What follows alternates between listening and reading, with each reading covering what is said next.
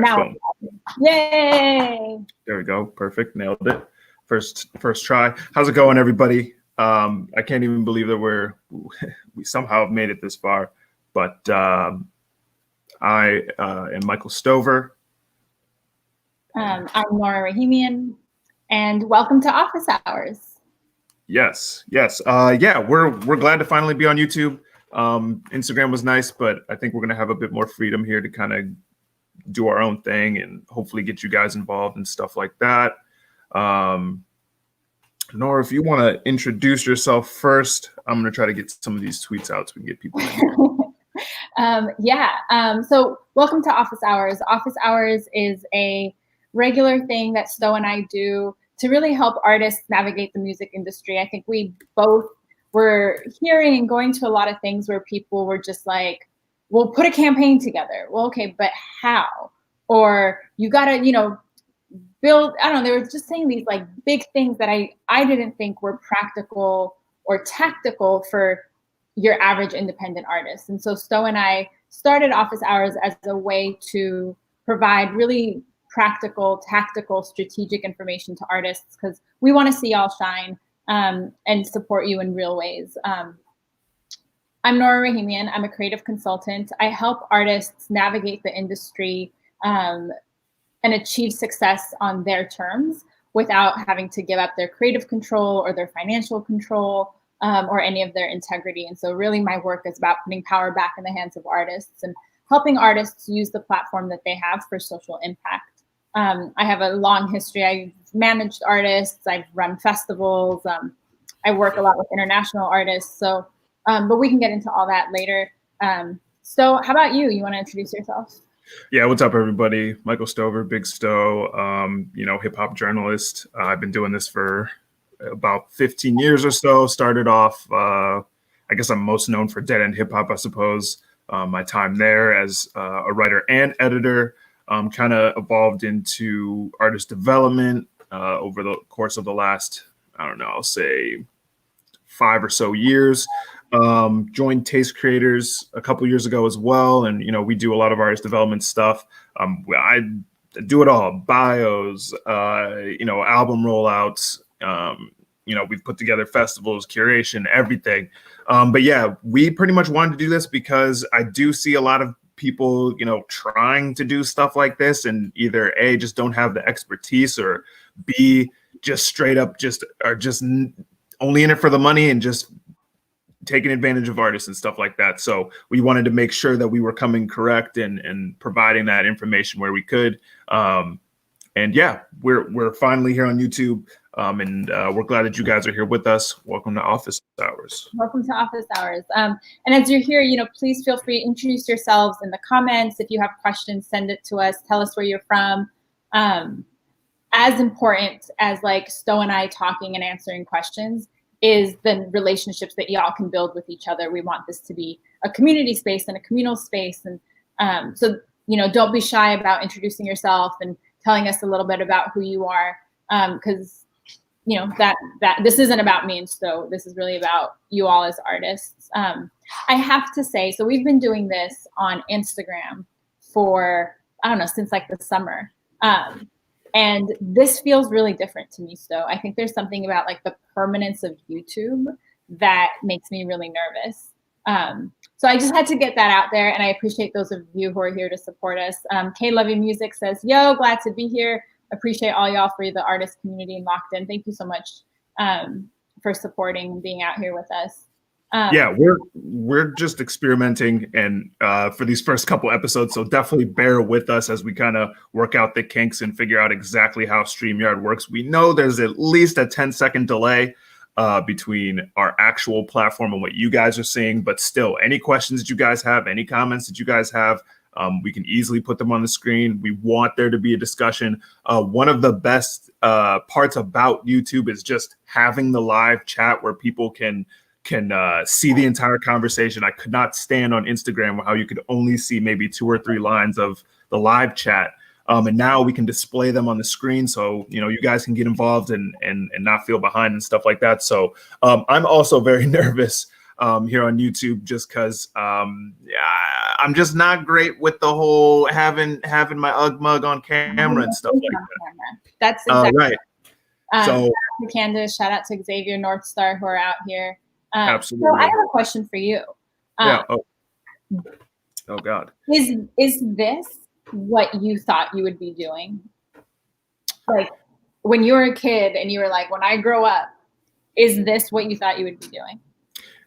No, and I think that's such a deep like statement in general, just because even, you know, out of high school, I wanted to be an MC.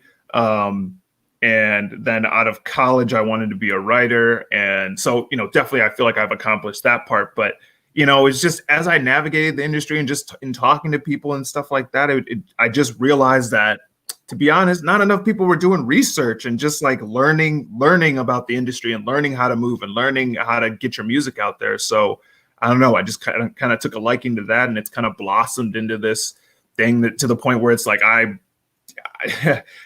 been blessed so much with just the people I've met and the things I've worked on and stuff like that. And now we're on YouTube and we're doing this thing where we actually have a TV schedule, like we're producing a show or whatever. So like it's that statement alone, and just like, did you think that you would be doing something like this? Like we're doing leaps and bounds ahead of anything that I ever imagined I would be doing in this. Yeah. I mean, I think in some ways and I never thought this was what I was going to do. We came to America. I knew like Michael Jackson in Hollywood. So for a moment, I thought I was going to like get discovered and be a singer. And that lasted for like a few months when I was like 6 years old. Right. And then I like did organizing and like activism work and fell into music by accident. Partly because I didn't know that the work I do now was possible. Like I didn't know that this was a job I could have. And so I feel really blessed to like be able to do this in this way. Shout out to Candace says, are these new frames so very snazzy? These are not new frames. I actually crushed my other pair with my arm the other night. So these are all I got left. So, but I appreciate that. That means a lot, actually. I mean, so one thing I would say is, I think Sto and I, in some ways, like, are a case study for like the things that we're telling you. I never tell people to do things that I myself like haven't tried or test drive. Like none of this is theoretical. And so when we talk about like put out content, and when we talk about take the risk and like it's okay to be imperfect, I think this today is our attempt at like it's okay to be imperfect. Clearly this is not smooth. I'm nervous as fuck. We're stumbling over our words, but like it's okay, because you know this is the only way you do it, and you get better as you do it. And so I think I work with a lot of artists who expect perfection from themselves, and so they don't put anything out until it's perfect. And so what happens is you're not putting anything out. And you're doing all this work, but no one's seeing it. And so they don't have an opportunity to connect with you. They don't have an opportunity to see you be vulnerable. They don't, you know, they're missing these steps, but you're doing all this work. Right. But I get it. It's like nerve-wracking to put yourself out there. You don't want to put out an unfinished product. And so I feel in some ways like we're practicing what we preach. And so here you get to see like the rough edges of office hours. You get to see us take this. I think Instagram would have been very comfortable for us, but like you get to see us take this risk. And so, you know, yeah, I just want to offer that to people. Candace has a question already, so I'm going to jump into it still. Perfect. She says, what's your favorite online event you've attended or helped plan so far? Honestly, I'm most interested to hear Nora's answer, because while I have been hopping between events and stuff like that, and I've been using it as, I guess, like a entertainment type deal or whatever. And you know, I think it's mind blowing seeing how many different ways people have used live streaming and online to provide so many different things. And I think, you know, once we're ungrounded or whatever, I think it's gonna just explode and just show just how much talent is out there. But yeah, I'm really interested to hear your answer to this, Nora. You know, I think that there's only so many ways that you can make an online event different. Like Zoom is the same wherever you go, right? Like Google Hangouts is going to be the same wherever you go. So you really start to see how people's personalities and energy makes the difference between a really dope online event and a really like whack or boring online event. I think the Versus series is really interesting, not necessarily because watching people battle each other is like so mind-blowing, but because of the ways that across different platforms, people are able to engage around the content. And so from a strategic perspective, I think that's an interesting thing for people who are planning events to think about, okay, if your event is happening on Instagram, how are you making sure Twitter is involved? How are you making sure that people, hear, like making sure that you're crossing all the different platforms to have an event that's virtually, that's like happening everywhere virtually versus in just one pocket virtually. But I think, so yeah, I mean, I think that's like from the strategic point. We did with hip hop, so Culture Fix and Hip Hop Ed did like a Zoom meetup a couple weeks ago. And that was really dope to see people, just to have like that community show up for each other. But again, that's like one of those spaces that's really built off of like good people doing good work. And so to be able to, after all these years, see people face to face, that actually was like my favorite because of the people who showed up. Absolutely. Yeah. Sorry, I cut you off there. No, it's okay. I just have a lot of ideas. I just have a lot of thoughts around this. Like, I'm curious to see where this will go. Speak and Timbaland last night we're talking about, we're going to do this on pay-per-view now and like all this shit. Like, I don't know if people are going to buy into that. I don't know if that keeps the vibe of what the energy, it changes the energy of the show, so to speak. So I'm curious to see like what the sustainability of some of these things are. But I think right now, anything that gives people value and like builds community is a good distraction, if nothing else. Absolutely. And I know for me personally, like I have, ideas that I'm trying to, get moving and stuff like that. And I think we are going to see those ideas in those events just evolve more and more, especially as it seems like we're going to be under this stuff for at least 6 to 8 more months or something like that, if not more. Unless you're in Georgia where they're like opening everything up. Oh God. Right. So you said people had sent in some questions. Yes. Let me jump into those. Let me type this out real quick. So I got a question from Roberto Johnson on Instagram. He asked, what bits of info are absolutely essential to have in your initial album / single pitch to media? Oh, that's a good question.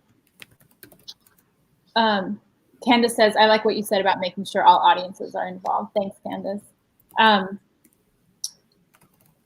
First and foremost, contact information. Make sure there's ways that people can access you. Okay, now you're right. Okay, what bits of info are absolutely essential to have in your initial album, single pitch to media? Contact info, credits. You want to make, credit your producer, credit your songwriters, credit whoever else is featured. Socials, so that if they're going to tag you, they can tag you correctly and they don't have to go looking for your social media. High quality photo or photos, at least a couple, so that if they're going to post about you, they have the visuals to go along with it. And I think the most important thing is to actually say something in your pitch. Mm-hmm. Sending something that says, this is the hot new single from up and coming rapper Candace Johnson doesn't give me anything. And so I, as a writer, don't really know how to position that. I mean, I can, but I need you to, when you're sending the pitch, you want to be able to kind of prime the writer for how you want them to write about you.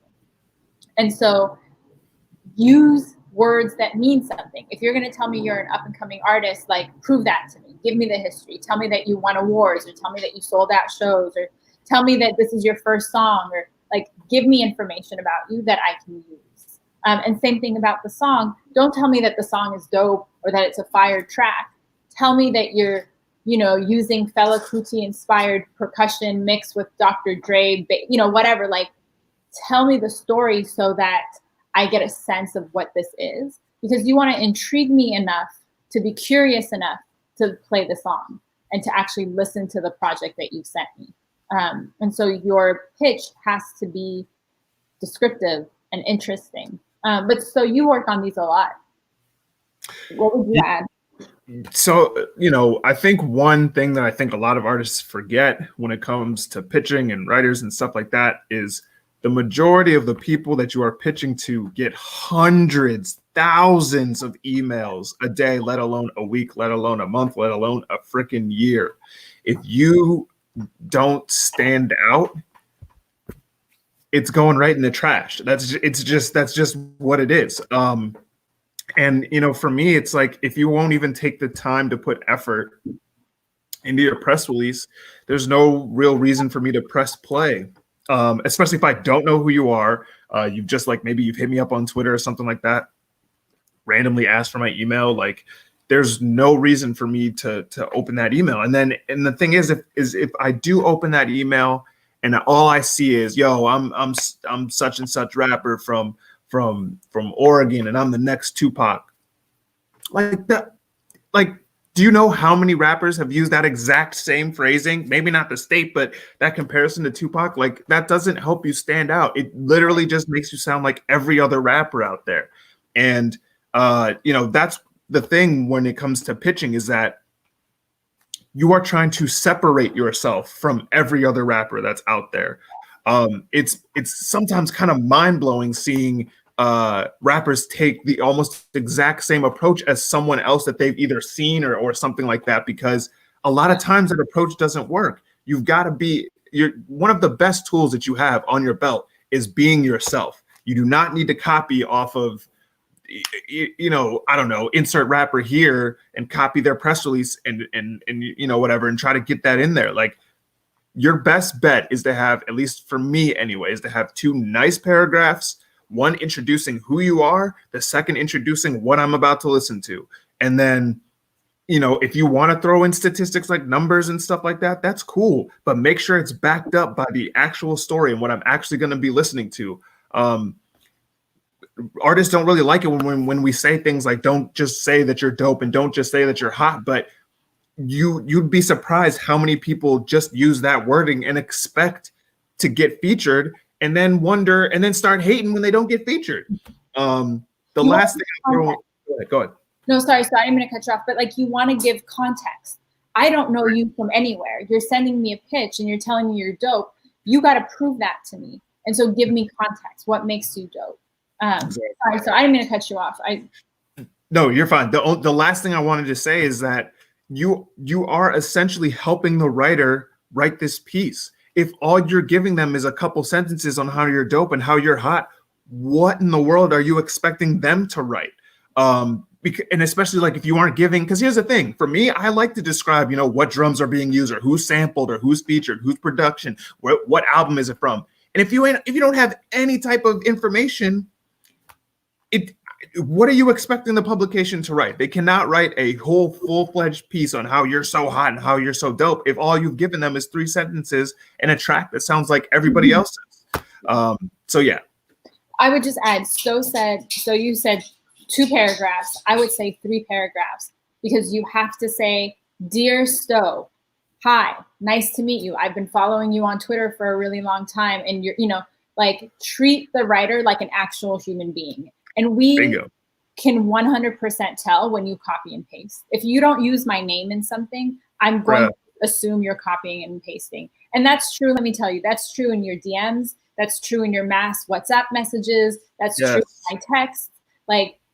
So take the time to build a personal relationship, make that human connection, because even that is going to make you stand out from the million of other people who are comparing themselves to Tupac. Exactly. Okay, K Levy Music says, most people are logging into an artist's website on the mobile version. What could the first page of an artist site absolutely what should the first page of an artist site absolutely consist of to be most effective with the condensed view? That's a great question. And as folks are coming in, please send in, introduce yourselves, send in questions as they come up. this is office hours and we want it to be an interactive conversation. But so Where would you start with this? For me, when it comes, so you have to remember that when, especially on mobile and stuff like that, you really only got a couple seconds to work with someone before they either get uninterested, or just, they just bounce. So my first thing is to have a nice appealing picture that comes out first, kind of like Candace is saying over here on the right. But some kind of like announcement or something like that immediately draws my eye, that shows, okay, this is why I'm visiting the website. And the only other thing I'll say is this, is like, make sure that your website like can actually handle decent traffic. I don't think a lot of artists think about this.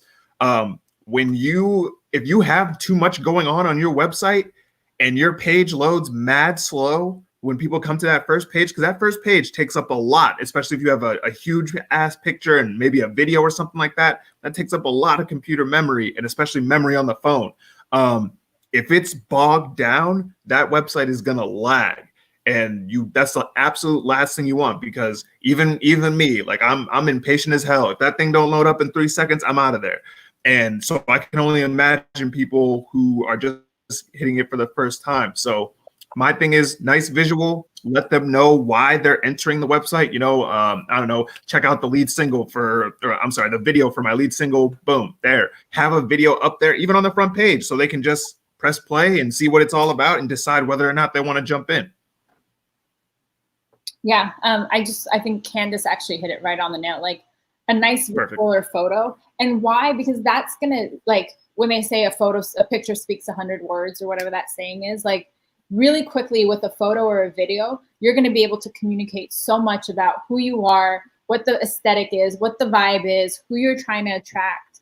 And then a link or some kind of like call to action.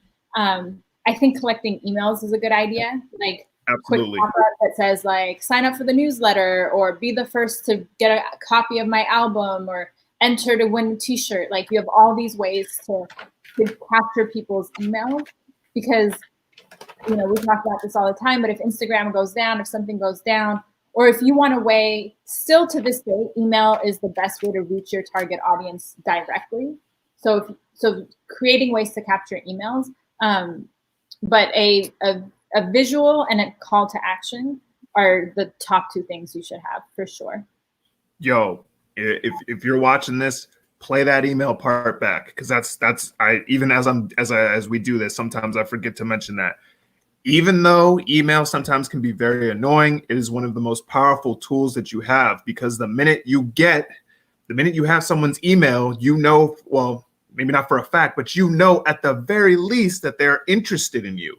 So if they're interested in you and you have access to their inbox, who doesn't check their email daily? I have 4 different damn accounts that I check every single day, multiple hours a day. So if someone is willing to give you their email, that means they're interested. If they're interested, that means and this is where a lot of people fall off, don't just start a newsletter. Keep that going. Be consistent with it.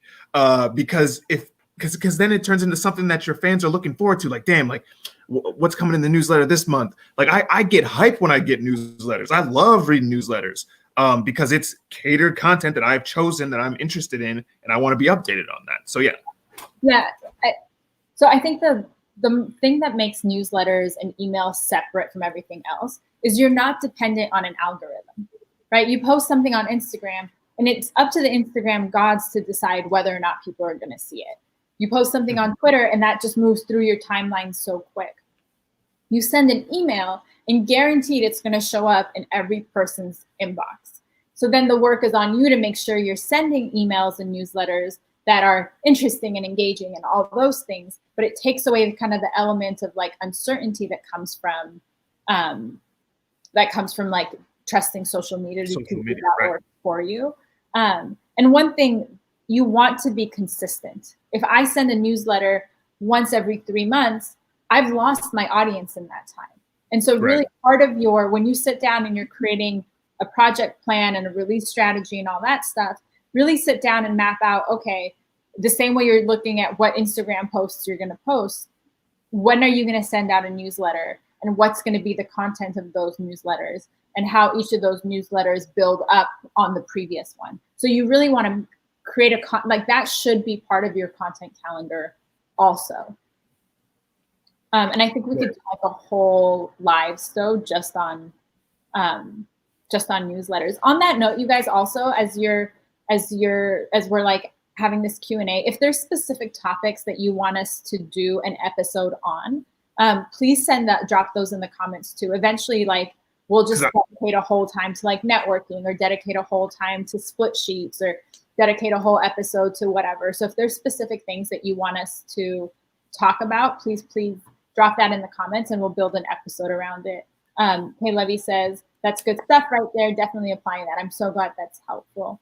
Definitely leave the comments on topics. I already wrote down the stuff for newsletters. We definitely want to cover that at some point. Friend Carrick says, do you think it's worth pushing a new Bandcamp release for May 1st when they waive the revenue share or promote a release that's a few weeks old? What's up, Friend Carrick? I hope you're doing well out here. I say, first off, why not do both? But this is my thing, and I don't think, because like I can't remember when I think they did this last month as well. We've known that, well, I guess we've only known that it's been going to be May 1st for a couple of days, but you can start promoting that now. Like you can make a flyer or something like that. Yo, May 1st, they're waiving revenues, access to all my releases, put up your whole discography or whatever. You can promote that May 1st date leading up to that. Because that's only, oh my God, yeah, that's less than 2 weeks away. Definitely start doing that ASAP Rocky, because if you can implant that in people's heads and like let them know, yo, I need to make sure I'm, looking out for May 1st. When that comes around, it's no longer everyone jumping on the internet on May 1st. Oh my God, everybody go to Bandcamp because my release is coming. Oh my God, because every Bandcamp artist is going to do that. And then your timeline's flooded and you're getting lost in the shuffle and stuff like that. Start that promotion now so that people can get ready, save some stuff maybe that they want to buy or whatever. I know Bandcamp has that feature. So yeah, you can do a little bit of everything. Maybe for now, start with like, yo, like all my releases, I personally will be getting more revenue if you buy on May 1st. And then maybe on May 1st, then just be like, oh, guess what? Boom, new project. Damn, I had another point to make, but whatever.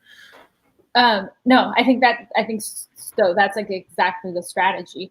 It takes people 7 or 8 times of seeing and engaging with something before it actually hits. And so right. You're releasing something on May 1st. May 1st should not be the first time that they know. Unless you're like, some superstar person, which let's be honest, we are not right now. All of us. Like Sto and I have been pushing this for weeks. If we just went out today and said, hey, I'll go to YouTube. Look, we have 7 people right now watching this, and we've been promoting this for a couple weeks, right? So like, think about that ratio of how many people have seen it for 7 people to show up. It funnels down. And so you want to promote for a long time, and so that people engage with it multiple times. So when May 1st comes, they're like, oh, I should think about something. Oh yeah, that album is out. Oh, I should like it. That's exactly what it is. Right. Especially now when people are so distracted and there's so much going on. You wanna put that in front of people multiple ways. Now, the ways that you do it needs to be different and interesting each time. And I see Candace's comment around an office hours on interesting email contents, and I think that's definitely it. But you should. So yeah, I think you should start promoting the old stuff, and then also your old stuff is going to be new to somebody. So this Absolutely. Distinction between old music and new music doesn't really mean anything in a world where we're just counting streams as streams, and like it's not like you're submitting for a Grammy where it has to be in a certain like time cycle or anything. Those time constraints of like, this is an old project, this is a new project, don't really mean anything to your average listener right now. So you can constantly be promoting stuff, whether or not it's new or old. Right. I finally caught up to my last thought. The only other thing I would say promotion-wise is consider making a video, just like a small little clip of why it's important for people to go to Bandcamp on May 1st. It's one thing I did for like the YouTube thing we're doing now is just like a small little clip, because I've noticed for some reason, for some links, sometimes Twitter doesn't like to push that content. So, but they do love pushing visuals and videos. So, you know, get up there and just, like I said, just let them know what the cause is for and what it's all for, and how all your releases, maybe even throw a discount on it or something like that. Who knows? But yeah, video helps as well. Yeah. Imp the Uncanny Imp says, thanks for giving out good info. You're welcome. Question for y'all. During lulls between projects, would you suggest, during lulls between projects, would you suggest keeping engaged with your base or stepping back from socials as you create? 112% you should stay engaged. If you and I'll raise that by 120%. Yeah, if you only come to me when you want to promote and sell, I'm not going to trust you. I'm going to tune you out. I'm not going to care about you. So you should always, on an ongoing basis, engage with your audience, share the process. Like, tell them, all right, I'm stepping back. Like, if you're going to be in the studio for a while, tell them that you're going to be in the studio for a while. Like, that two-way relationship should always be happening. And that's your time to be supporting other artists. If you're not promoting your own project, find another artist in your community and promote their project. Go to their shows, show up for them. Because then when you need them to get on your project or you need them to share your stuff, you've built up that relationship. So I think a lot of artists think about the in-between time as like not work time, but that's actually when you should be doing the most infrastructure and relationship building. Yeah, Nora nailed it. One of my biggest like pet peeves with artists, like since I was a fan, is when artists simply just are only hitting you up when they want you to support something. And here's the other thing is that like that engagement is what connects you to your fans. It's what, like, I don't know, it's kind of hard to explain, but one of the reasons why we feel connected to artists like Kendrick and Megan Thee Stallion and whatnot is because they show so much of their lives. Well, maybe not Kendrick so much. I'm going to use Megan instead. They show so much of their lives behind the scenes when they're not making music. How many scenes have we seen of just Megan just hanging out with the dog or playing video games, watching anime, or you know, just on the beach, just hanging out with friends or whatever. It's not always just like, yo, listen to this, listen to that, listen to this, listen to that. Because the other thing to keep in mind, and again, like I said, especially with social media, there are hundreds, thousands of artists vying for our attention at any given point. And like I said, some of the comments that do end up going viral or having more engagement are the ones that are just like, you know, just stream of conscious thought and stuff like that. It's not always just like, yo, bro, listen to my banger. Because then the thing is, when you make those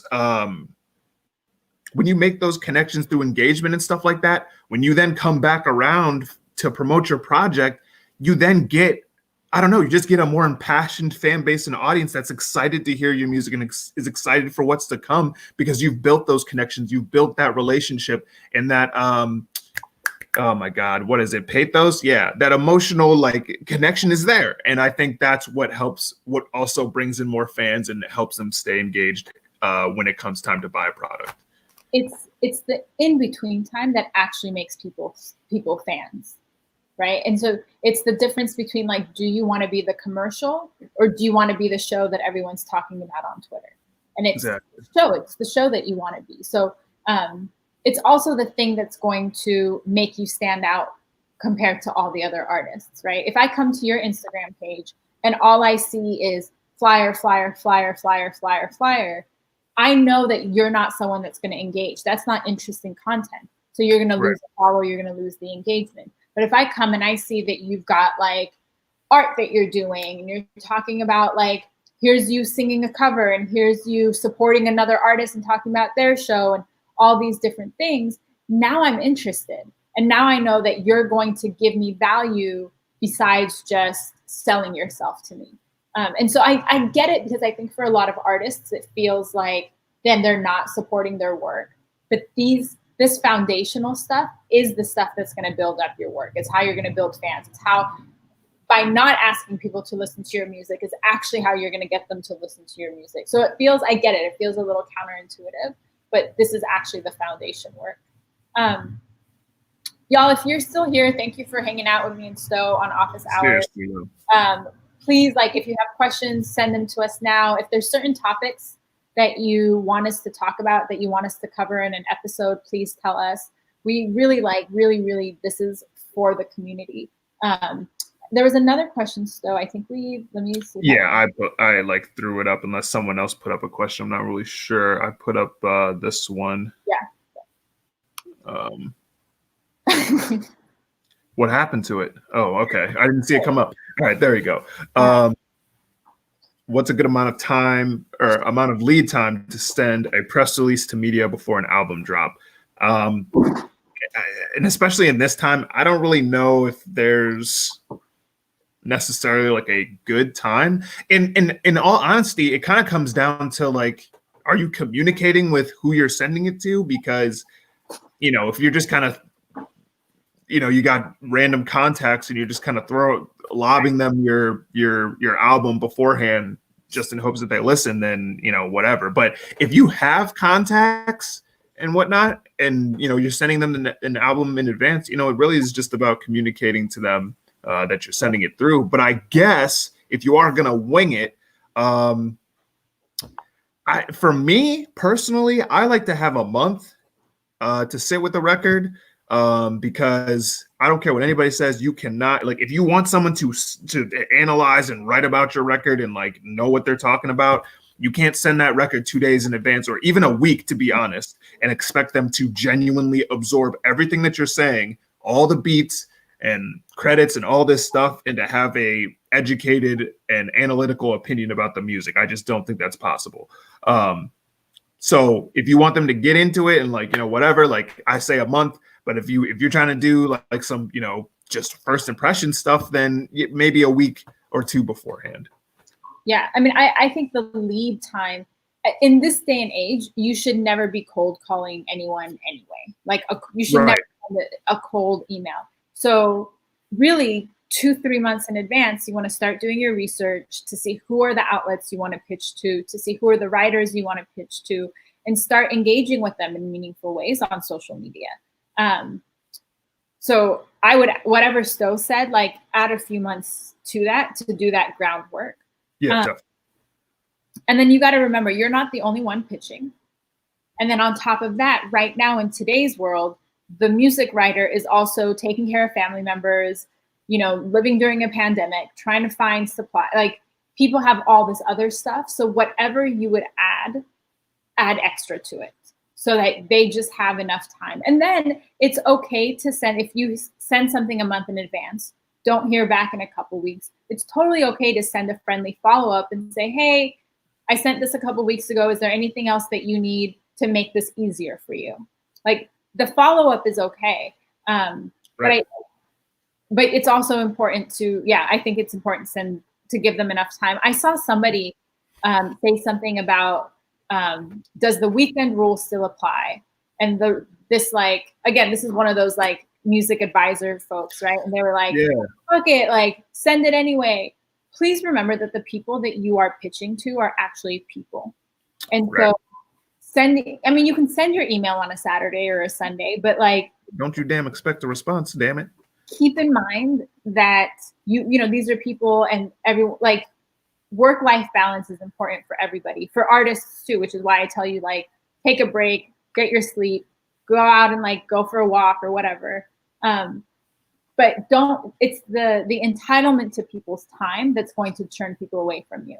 And so really being mindful of when you reach out, how you reach out, because those are the things that's going to set you apart from everyone else, is when you're mindful of the person that you're pitching to as a person. And then obviously like having a good pitch and good deck and like all those things that we've talked about.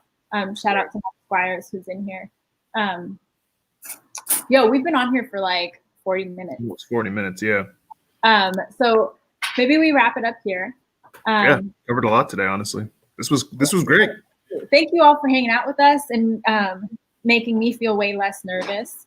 We're gonna do these office hours on YouTube every first and third Tuesday of the month. If you have questions in the meantime, Sto and I are both on Instagram, we're both on Twitter. Please feel free to send us your questions, DM us. Our handles have been dancing at the bottom of your screen for the last 40 minutes. But thank you all so much for showing out and for supporting us. Take care of yourselves, and we'll catch you next time. Yeah, we'll be back May 5th, I believe. That should be the first Tuesday of the month. Definitely follow us on Twitter. Yeah, I had a blast, and we're very excited to just kind of keep it moving. Thank you guys all for coming through. Honestly, I'm stunned by how many people have come through tonight and how great the discussion was. But yes, we'll be back in a couple weeks. Stay safe. Subscribe. This is where we're on YouTube now. So oh my God. Oh yeah, I forgot. Subscribe. All of you guys are on YouTube. Subscribe. And some of y'all are in here, and I know you ain't subscribed. So we get the emails. That's the thing. Don't y'all be lying to me neither. I don't. You're not doing. Subscribe. Hit the subscribe button. I usually schedule the live in advance, so a tweet will go out. This sounds so crazy because I feel like one of those, hey guys, it's your boy. Anyway, but hit the we've become those people. Right, hit the bell. You'll be reminded of every time we go live. And yeah, we're excited to get started. We'll see you guys soon. Peace.